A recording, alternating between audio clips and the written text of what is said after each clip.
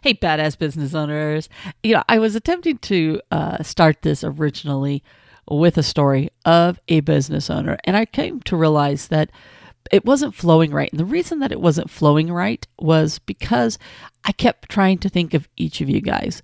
And there is no one story that is specific enough that will touch all of you. But let me kind of tell you what was in my heart with what I was trying to get at.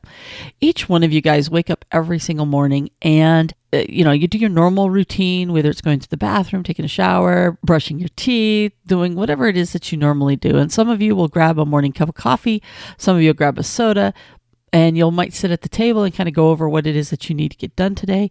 Some of you will grab that cup of coffee and run right out the door and go straight to work. And then what will happen is you'll spend all day at work, busting your butt, doing what it is that you do. And at the end of the day, if all goes well, you're going to go home, have dinner with the family, and then depending upon what time it is, you're going to start returning some phone calls, getting back to people, maybe working up some bids, or at least think about writing up some bids and then go, oh, I'll do those tomorrow. I'm so tired, whatever the case may be. And then you'll go to bed, and then it'll be rinse, repeat the next day, rinse, repeat the following day, and rinse and repeat. Here's the problem. One, not only does it sound incredibly boring, but it is the life of what it is that we do in most cases. And the excitement actually comes because no 2 days are the same. Because if we really think about it, yes, we might have the same routine, but honestly, what happens in between all that is very different. The problems are different. The customers are different. There is some variety, even though this sounds kind of repetitive, there is some variety. The reason that I want to point out the repetitive piece is this. So many people are doing the same thing day after day, expecting different results. And that is the definition of insanity. And let me tell you what I'm talking about. If every day is spent working in the business and you rarely carve out time to work on the business, the rinse and repeat aspect of the business is not going to change. The problem is you've got to start figuring out, how do you carve out an hour a day, few hours a week, whatever the case may be, so you can work on the business. And working on the business is going to be, some of it is going to be, hey, where's the direction that I want to take the business? Hey, where are the weak spots within my business so that I can fine tune these processes? Hey, where do I waste a lot of time and energy, and how can I fix that? But another huge aspect of working on the business has to do with the business numbers. And for those of you that have been following for a while, you knew that was coming. Here's why I bring this up. One of the things that I absolutely love doing is hopping on phone calls with folks like yourselves and do coaching calls and stuff like that. Now, this has nothing to do with those calls. So please know that's not what I'm trying to get at.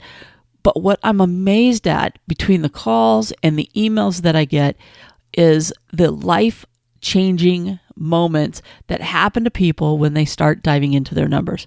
Now, I'm just talking about them. I'm just bringing them front of mind.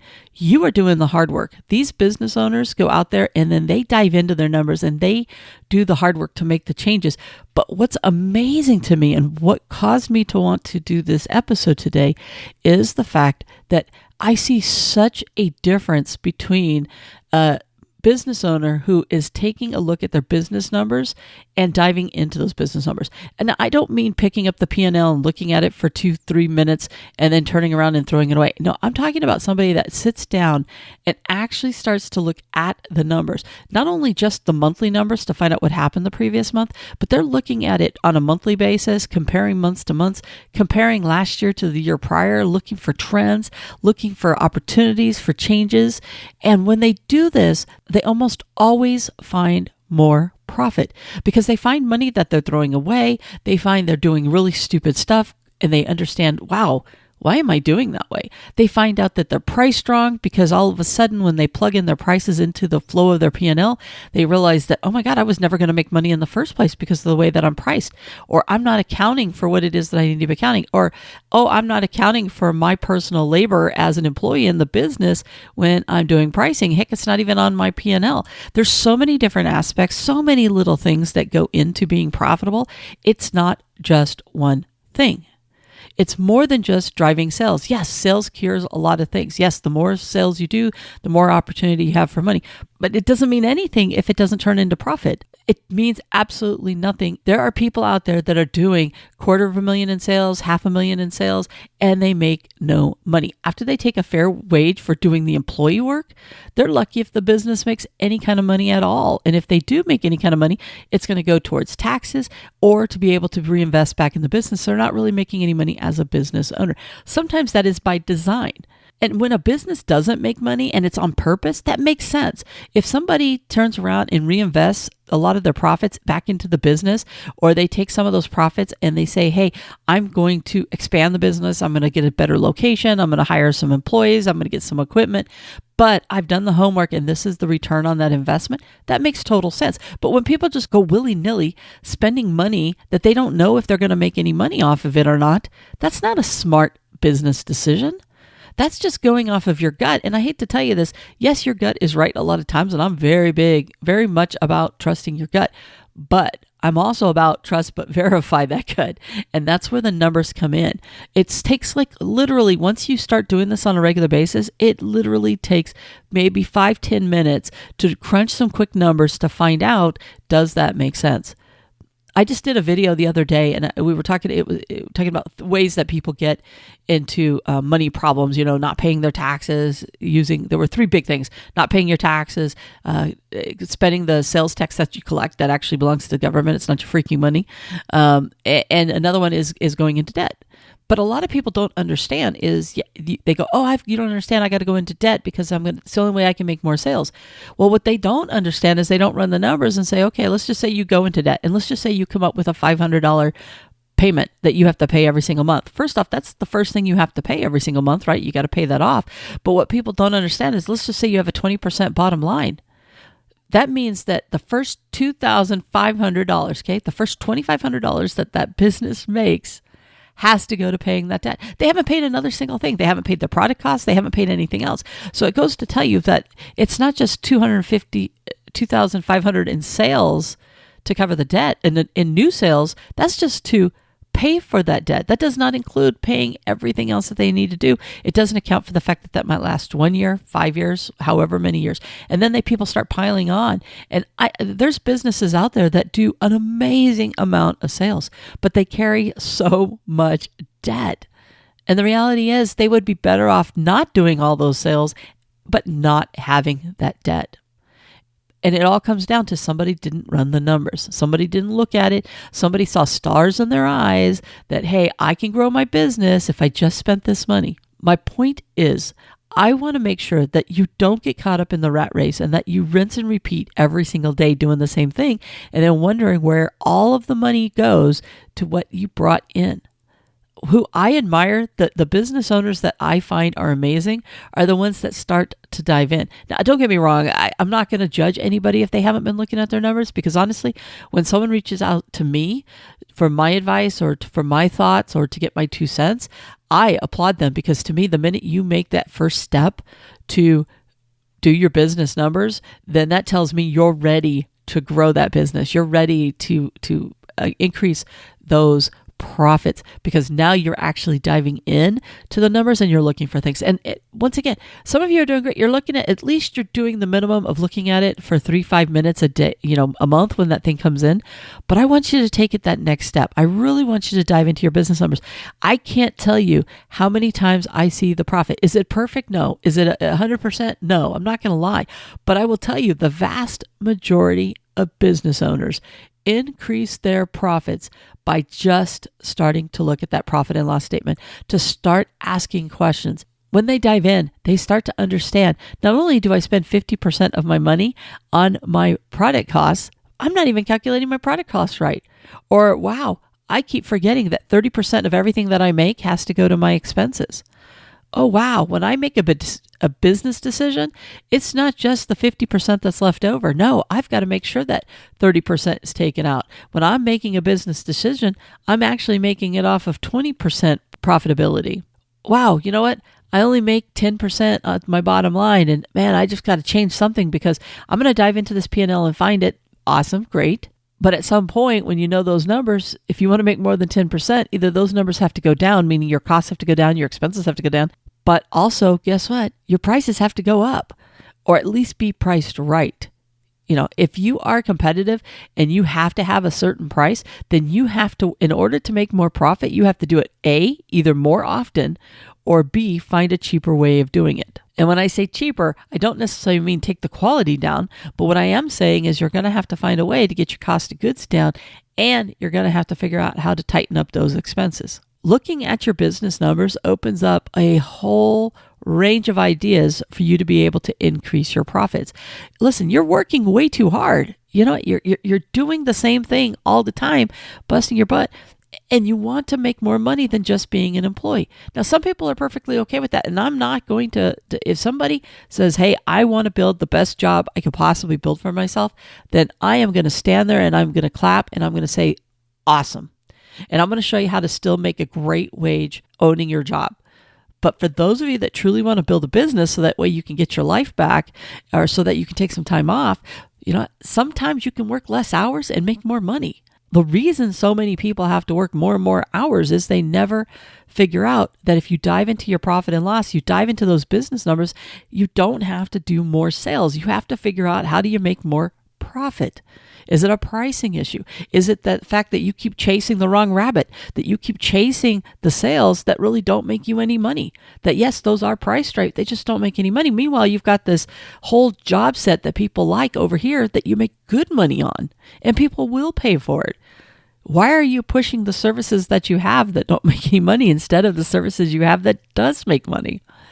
But you don't know this unless you dive in and you understand and you take the time to say, hey, how can I do this? Do you want to find 100 people to chase to do the non-profitable thing? Or do you want to try to find 1 or 2 people that'll pay the higher money and make the same exact amount of money? If you don't run the numbers and you don't put pen to paper and you don't try to start figuring it out, you might find that something that you've been avoiding not doing is actually extremely profitable, and it doesn't take as much work or as many customers to chase as you thought it would. I've had people literally sit there and they're like, oh, you don't understand. I got to come up with 100 new customers every single month in order for me to be able to make my numbers, blah, blah, blah, blah, blah. And then we'll dive into their products or whatever they have. And it turns out, no, they just need to find 5 people who are willing to pay for one specific thing that they do. And by the way, those 5 people will make them just as much money as those 100 people that they were trying to chase. It's way easier to go out and find 5 people for something that may not be as popular than it is to find the 100. And by the way, those 100 people come at a cost, because it's not only are you not making as much money, but you're going to put in a lot more hours. Because if you can knock out those 5 people in 5 to 10 hours a month, the other 100 might be taking 100 hours extra to be able to do, depending upon whatever it is that your product or service. Even if it's a half hour, it's still 50 more hours a month that you have to work in order to make those work, as opposed to the 5 to 10 hours for the other people. In the beginning, I get it. We chase every single sale. We want every opportunity. We want to make as much money as we can. But once your business starts to level off, before you try taking it to that next level, definitely dive into those numbers and ask yourself, how do I work smarter, not harder? I can't tell you how many people, when they start thinking about profit first, Profit First is a amazing book. It's an amazing concept where you basically start your business off saying, hey, I'm going to pay myself X amount of money first off the top. That's the first thing that I do before I do any costs and expenses, anything else. I'm going to make sure that I make 5%, 10%, whatever it is in your business. I think that's wonderful. But here's the thing. It's a mind shift. More than anything else, it is telling yourself that you are of value and that you deserve to be paid for what it is that you do in your business. And the minute somebody commits to themselves being paid, they start diving into their numbers. They start looking for opportunities. They start making different decisions because they understand that, hey, if I want to make this 10%, I can't be wasting money over here. I can't be chasing this rabbit. I can't be doing this particular type of sale because I don't make any money. Now, I know I've been going on and on about this, and I promise you I'm going to wrap this up. I guess one of the things I wanted to do today is I really want to do these reminders, and I'm probably going to do them on a regular basis. So yeah, if I seem like I'm rinsing and repeating, go, I don't care. honestly, I do not care if I rinse and repeat telling you to look into your business numbers, because I'm on a mission to help you make more money. And sometimes we learn by hearing something over and over. Now, is it going to be every single week that I'm going to be beating you over the head? Maybe a little, in a little way for a minute or two, but I want to continue to give you more insight, more value. If you're not watching the videos over on the YouTube channel, you're missing out, because I know it's hard to go over numbers here on the podcast. I continue to do them, hoping some of it kind of goes in. But if you want to dive in and you want to learn more about your numbers, go look at it. I'm working on one right now that I hope to have up in the next few days, where I actually take a P&L. And now what I'm going to do is these P&L reviews, and I'm going to start going through and pointing out things that I see in the P&L. And if I happen to have done this with a particular business owner, I'll show you what the thought process was for the business owner, why they did what it is that they did. But one of the fun things that I get to do when I look at people's P&Ls is I try guessing what's been going on in the business. And I'm telling you, I get to be right a lot. I'm not saying I'm right all the time. I'm not, because I don't know what's everything. But there's certain trends that you look for that will tell you something. That'll tell you if somebody spent more money on employees, and by the way, if somebody goes and opens up a new location, there's certain things that I know are going to be impacted. The utilities are going to go up. The insurance is going to go up. More than likely, people went up. Their office stuff is going to go up, all because of that one decision that, hey, I can, just by doubling my rent or paying a little bit more, I can get more money.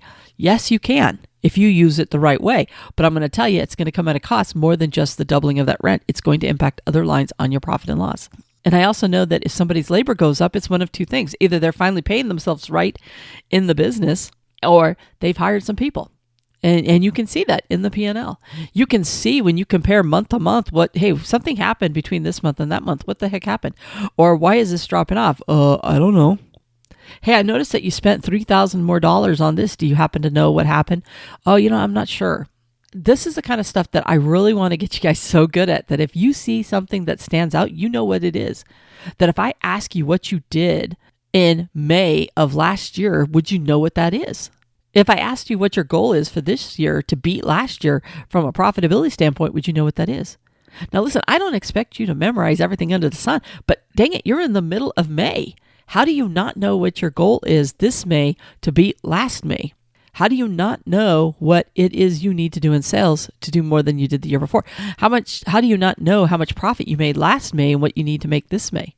That's the kind of stuff that I really want you to look in the mirror on. And if you are shaking your head at yourself, or you're saying, hey, you know what, she's right on, I need to do these things, then this message is meant for you. All right, this is what we need to talk about. We need to dive into your numbers. I'm here for you, okay? I promise you, it's not that hard. Your head's not gonna explode. It might hurt a little bit. Take some aspirin, you're gonna be fine. But I'm telling you, you're gonna see such amazing results the minute you start diving into your numbers, that you're gonna start making some more money. And by the way, if I walked up to you right now and said, hey, if I gave you an extra $1,000 a month, would you take it? You absolutely would rip it out of my hands. I'm telling you, there's money in your profit and loss. There's money in your business that you're leaving on the table. Let's help you find it. That's all I want to do. Just do me a favor, dive in, look at those numbers. I love when I get emails from people saying that their profit's up because of little tweaks and changes that they made. I'm just a vessel to help give the information, folks. This has nothing to do with me. I do not do the work. I do not go to your business, and I do not do it. All right? I am just here for the brain picking, to share what it is that I have, the knowledge that I have. And the knowledge I get from you guys. One of the reasons that when I help people is because I want to take the lessons learned from their businesses to try to help you out in your business.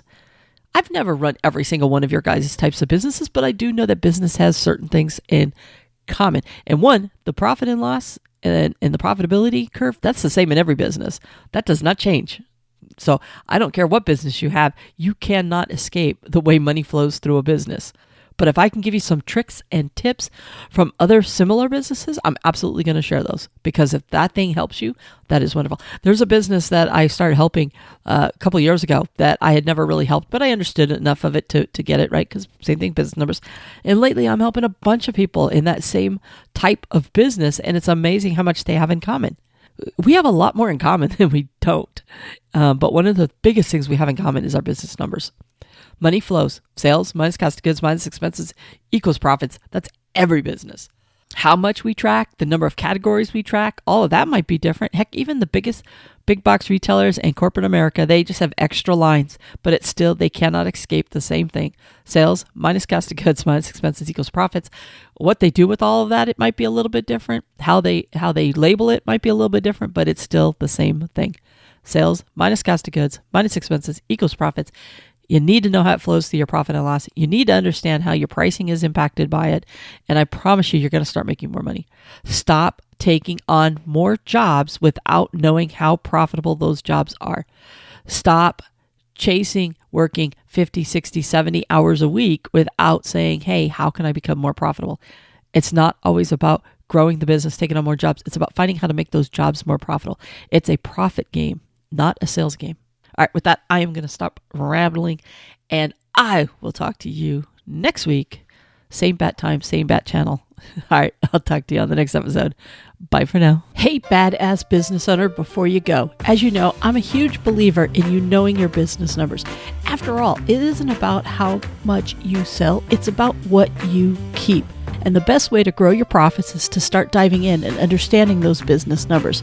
To help you on this journey, I have created the Know Your Business Numbers course. We will walk through how to read your profit and loss statement. You'll learn the key calculations that'll help ensure that you're making a healthy profit on all of your products or services, plus a ton of other good stuff that'll help you learn how to use those business numbers to create even more sales and profits. Just check out the link below in the show notes or visit knowyourbusinessnumberscourse.com. So if you're ready to increase those profits, it's time you start diving into your business numbers.